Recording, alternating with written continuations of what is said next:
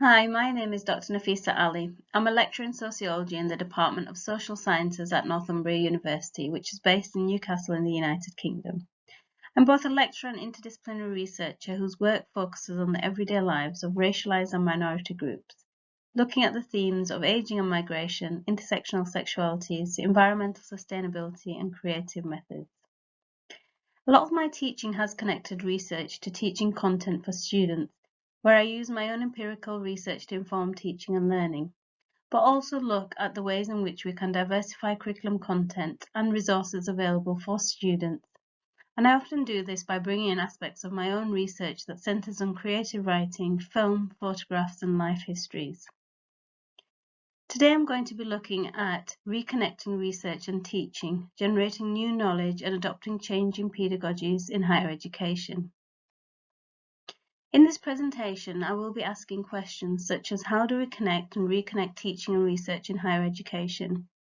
What are the motivations for it? And what are the challenges and benefits of doing so? This presentation has three main aims. First, Practical Approaches aims to look at how research and teaching aims to expand teaching content and learning materials available to students to create excellence in higher education, HE pedagogy, by allowing research-intensive universities to share research by experts in the field, or for non-research-intensive universities to create opportunities for collaboration with external academics and researchers to inform teaching and learning. Second, looking at adopting changing pedagogies, I explore how empirically informed teaching increases space for equality, diversity and inclusion, EDI, in the classroom, and the ways in which we can do this. And finally, Removing Obstacles aims to highlight how we can build dialogue between students and educators by creating and supporting inquisitive student learning, so students can build their own skills of investigation, but also skills for future employability. Some background to the teaching and research content. Research lends itself to the creation of new knowledge in which student-centered education really does lie in the teaching-research nexus, where educational researchers have extraordinary opportunities for practical implementation of their work. Therefore, strategies for bringing research and teaching together are situated in making effective links between discipline-based learning, where we can reshape teaching to ensure connections are made between student learning and the research shared for learning content and activities. A central part of connecting research and teaching is to widen student perspectives through diverse learning material which is brought together, and where they have the opportunity and potential to change their ideas and build relationships between academics and students that foster critical thinking. Additionally, the links can build upon academic, educator, and student relationships that not only cater and create good teaching, but nurture quality teaching that is supported by research evidence. These approaches enhance academic communities, which include students, educators, researchers, and others to engage in lifelong learning, as Jenkins, Breen, and Lindsay 2003 suggest, is a continual process of systematic collection and examination of evidence, and critical reflection on that evidence as a basis for learning and action. This empirical and vocational research therefore seeks to inform and address changing pedagogies by keeping up to date with evidence-informed practices. Practical approaches to link research and teaching suggest that connections should be made at three levels. First, the national level, in which connections are enabling. Second, the institutional level, where connections are formative and formalized within the curriculum or the course. And third, the department level, which plays a key role as the enacting unit, the level in which this can be actioned and presented.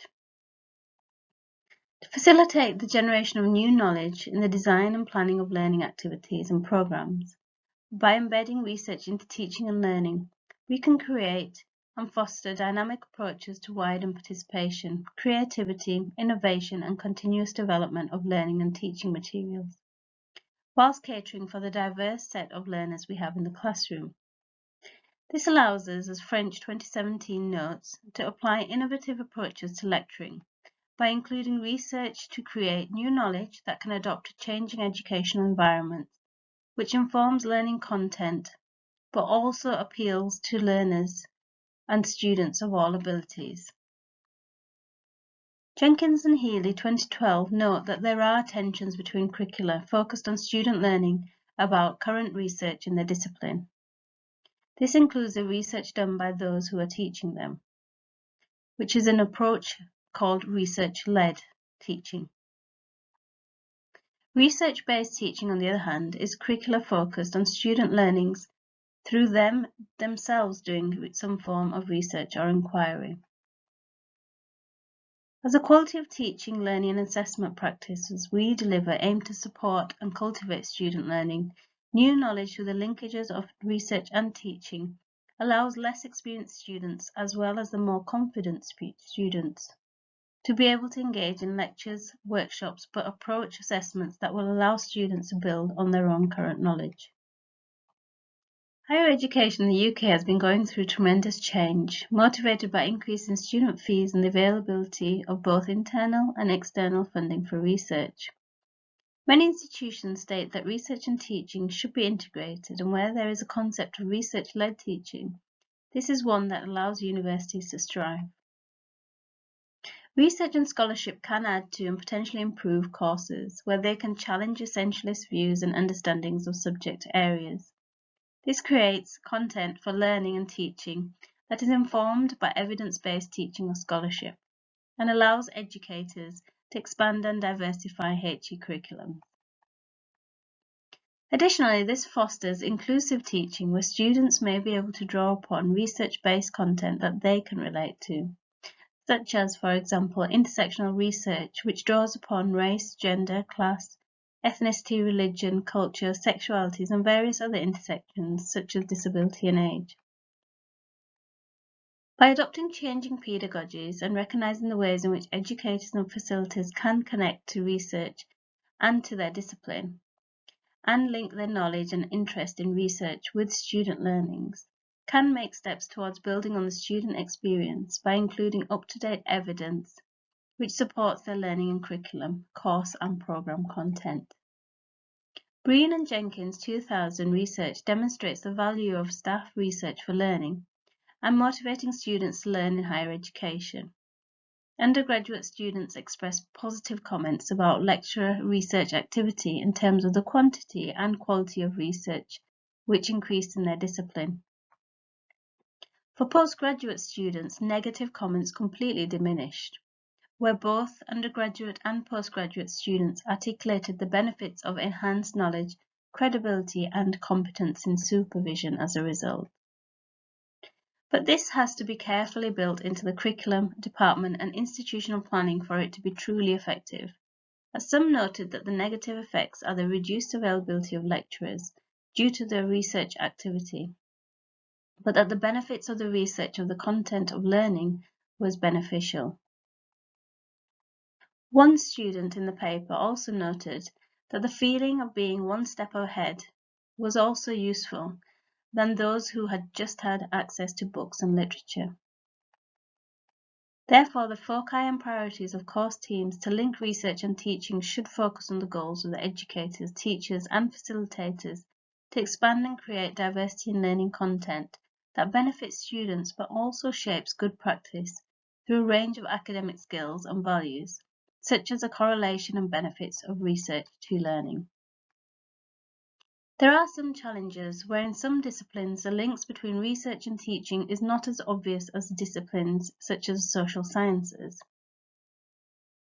However, disciplines such as education, engineering, sports, business, just to name a few, can be designed and constructed and brought together to link teaching and research and effectively do this well.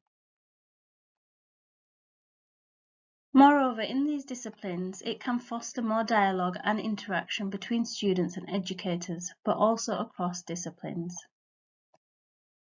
The role and means of university faculty to create and disseminate knowledge, and the role of educators who have been striving to create meaningful teaching content that is beneficial to students during the programs that they're registered on, is to allow them to widen their skills in the first instance and skills for their future employability in the second.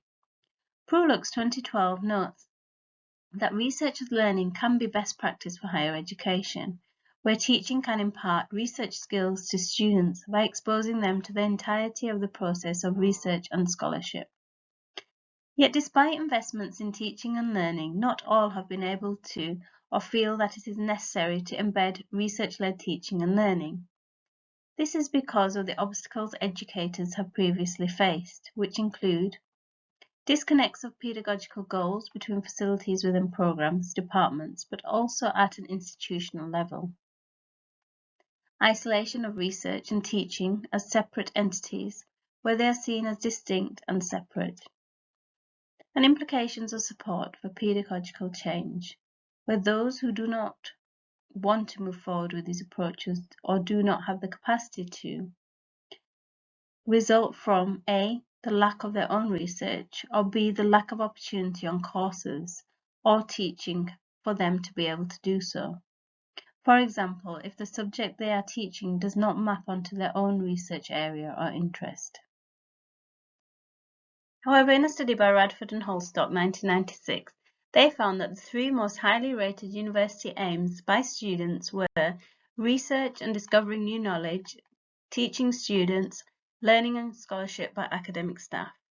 Here you can see the value students place on research and scholarship by academic staff, dominating two of the top three university aims.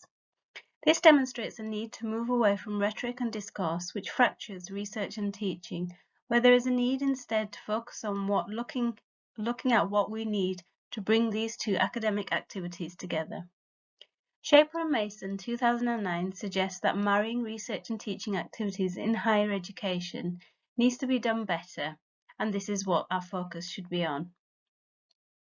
The questions raised then are what factors we need to consider when looking at how universities and teachers can and should develop all student understanding of the supercomplexity of real world in which we live in, which is continually being shaped, but also how to link this with research and learning, something that we need to do.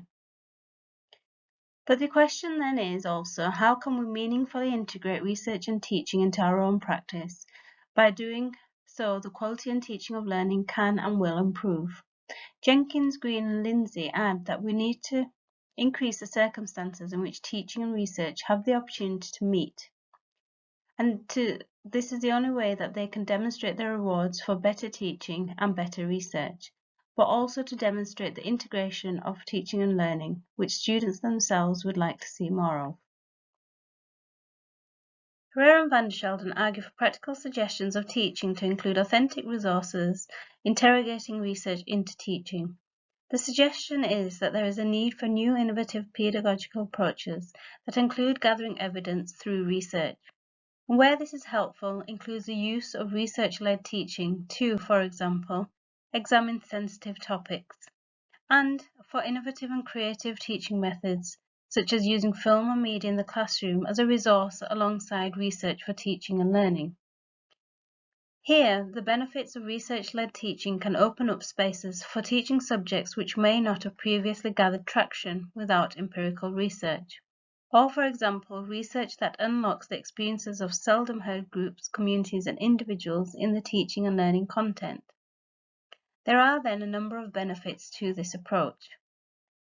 However, Hughes 2008 suggests that at an institutional level, suggestions were also generated to encourage this, and this included establishing an institutional vision that includes the teaching and learning research nexus that have explicit contributions to the quality of life in higher education and understandings of the social world, implementing circular approaches and assessment that are specifically taught to develop critical inquiry or skills across the curriculum. Other suggestions included a commitment to the use of active and innovative pedagogical approaches such as critical inquiry and problem-based learning in both local and international contexts. In addition to this, developing a connect community of faculty, learners, specialists, librarians, learning and technology staff to support course development and the implementation of effective pedagogies, and encouraging greater collaboration and integration between teaching support departments, officers, staff, and research staff, officers and departments, where both should be perceived as core services and have similar prestige and focus. Also, there is a need to profile teaching, learning, and research successes through scholarship and events within the institutions.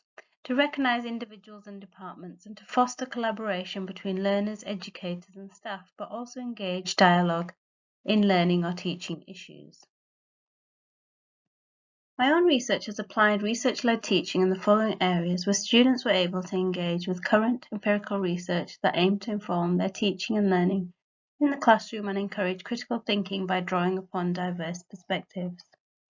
My research has been applied in the following ways across modules, methods, practices, and individual lectures, seminars, and various learning workshops.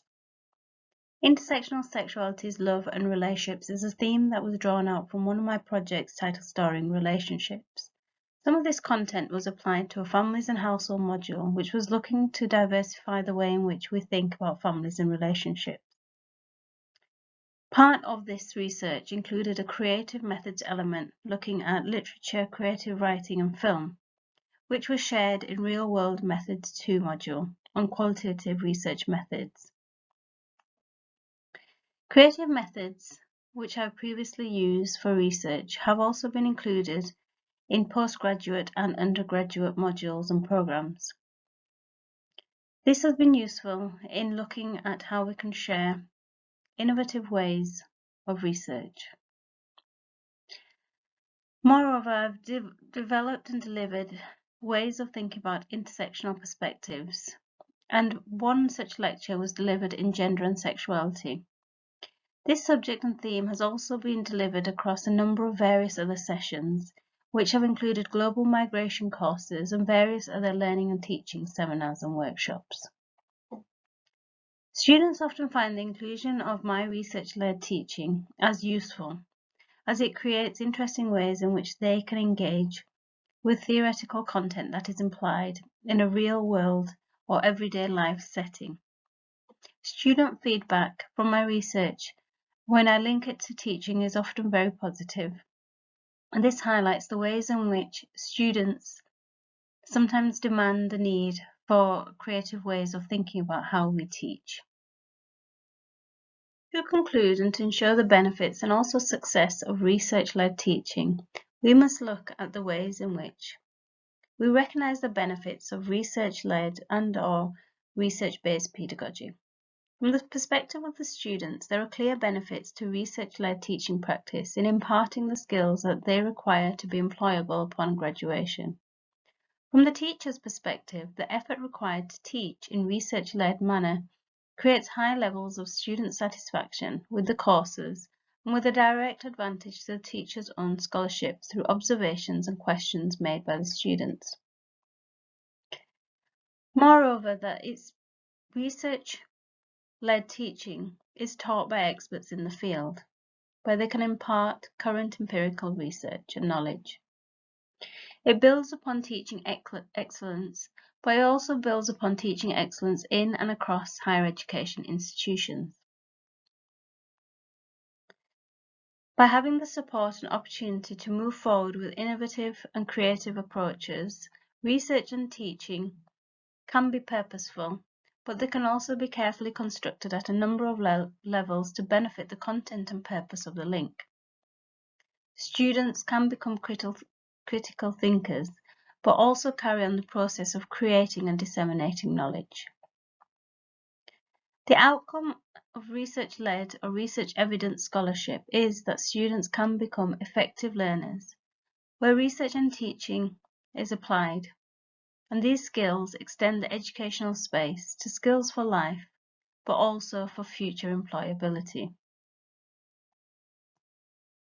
I'd like to say thank you for listening and watching to this talk on reconnecting research and teaching, generating new knowledge and adopting changing pedagogies. So I'm Dr. Nafhesa Ali from Northumbria University, and I'd like to thank you again. Bye.